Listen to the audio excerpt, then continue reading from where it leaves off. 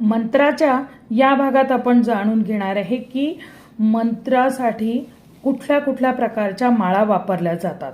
एक म्हणजे रुद्राक्ष, हस्तिदंताची सुद्धा काही ठिकाणी माळ वापरण्याची पद्धत आहे।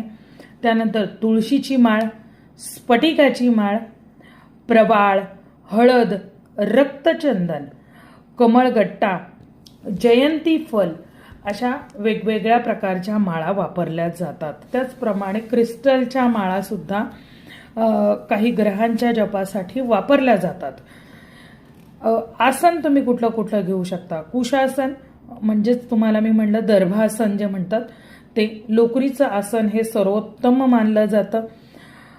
व्याघ्रासन आणि मृगासन हे दोन्हीही गोष्टी ते पूर्वीच्या काळी किंवा साधू संतांकडेच त्या गोष्टी असतात। सामान्य संसारी माणसाने लोकरीचे किंवा तुम्हाला आपण म्हणतो ना ते मेंढीच्या ह्याच्यापासून बनवलेले ते आसन सर्वोत्तम मानलं जाईल, ते तुम्ही वापरू शकता। आता मंत्र जपताना काही लोक मोठा मंत्र असतो, काही पंचाक्षरी मंत्र असतात, जसे ओम नमः शिवाय, श्री स्वामी समर्थ, श्रीराम जय राम जय जय राम, हे जे आहेत हे पंचाक्षरी मंत्र आहेत। हे सर्वांना माहीत असलेले मंत्र आहेत। गुरुमंत्र जो असतो तो गुप्त स्वरूपामध्ये असतो, तो आपण आणि आपले गुरु यांनाच तो फक्त माहिती असतो, तो असतो गुप्त मंत्र। तो आपण कुणालाही सांगायचा नसतो, तो मनातल्या मनात त्याचा जप करायचा असतो। त्याचप्रमाणे आपण किती संख्येत जप केला हे कधीही कुणालाही सांगायचं नाही। तुम्ही फक्त तुमच्या गुरूंना ही गोष्ट सांगू शकता आणि तुम्हाला ते पण तुम्हाला गरज वाटली, त्यांनी विचारलं तर सांगा, एक्स्ट्रा माहिती द्यायची आवश्यकता नाही।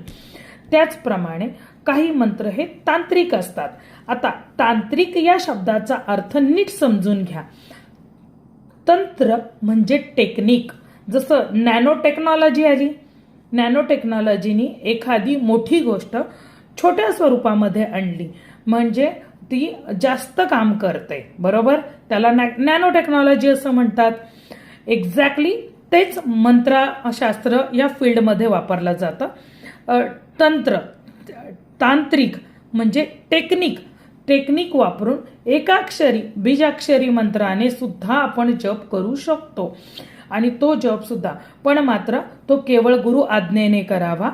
कोणीही कधीही यूट्यूबवर बघून कुठेतरी वाचून डायरेक्ट मंत्र करू नये, ते सर्वतः आपल्याला हानिकारक आहे।